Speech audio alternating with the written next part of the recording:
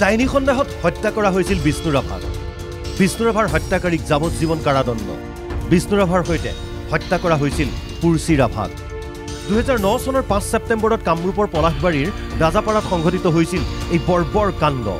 ডাইনী সন্দেহত বিষ্ণু ৰাভা আৰু পুৰচী ৰাভা নামৰ দুজন লোকক কেৰাচিন ঢালি জ্বলাই হত্যা কৰিছিল একাংশ নৰাধমে। পলাশবাৰী থানাত ৰুজু হৈছিল গোচৰ।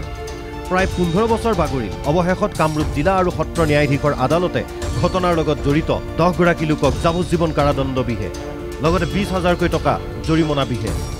কাৰাদণ্ড বিহা লোকসকল হৈছে সোমদেৱ ৰাভা, প্ৰসেন ৰাভা, নিকু ৰাভা, ফটিক কছাৰী, নিৰঞ্জন ৰাভা, বিপুল ৰাভা, বিকি ৰাভা, উৰ্মিলা ৰাভা, মলয়া ৰাভা আৰু জয়মতী ৰাভা। ঘটনাটো হৈছিল 5/9/2009 আৰু সেই উক্ত দিনা দুজন মানুহক বিষ্ণু ৰাভা আৰু পুৰচী ৰাভা ৰাজাপাৰা নিবাসী আছিল। তেওঁলোকক ডাইনী সন্দেহত হত্যা কৰা হৈছিল। তেওঁলোক জীৱন্ত অৱস্থাত গাত কেৰাচিন ঢালি জুই লগাই দিয়া হৈছিল। তাৰপিছত তেওঁলোকৰ ডেড বডি নোহোৱা কৰি দিয়া হৈছিল আৰু সেই সংক্ৰান্তত আজি কামৰূপ জিলাৰ সত্ৰ ন্যায়াধীশে ৰায়দান কৰে আৰু এই ৰায়দান মতে মুঠ 10জন আসামীক দোষী সাব্যস্ত কৰা হয়।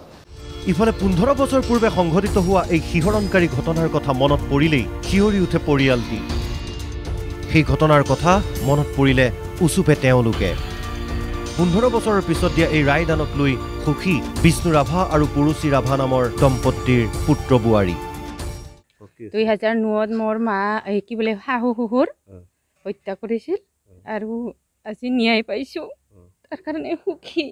পুলিচ প্ৰশাসন আৰু চৰকাৰক ধন্যবাদ দিছোঁ আৰু যে আমাৰ মায়ে পিতাই এতিয়া আত্মাই শান্তি পাওক বুলি ভাবিছোঁ আৰু। পিছে এই ৰায়দানৰ পিছত বৰ্তমানেও সুৰক্ষিত অনুভৱ কৰা নাই পৰিয়ালটিয়ে। বিভিন্ন সময়ত এই ঘটনা সংঘটিত কৰা পৰিয়ালৰ সদস্যই ভয় ভাবুকি প্ৰদান কৰে ভুক্তভোগী পৰিয়ালটো, যাৰ বাবে শংকাৰে দিন পাৰ কৰিছে তেওঁলোকে। এতিয়া ল'ৰা ছোৱালী স্কুলত যাব নোৱাৰে, ৰাতি অসুবিধা, ভয় দৰকি থাকোঁ আমি। এতিয়াও কিছুমানে একদম পূৰা মানে একশ্যন ল'ম, কিবা ল'ম, আমি একশ্যন লুকি নাহি আমি জিয়ালত সোমাম, কিবা ল'ম, সেই বুলি ভাবুকি দি আছে।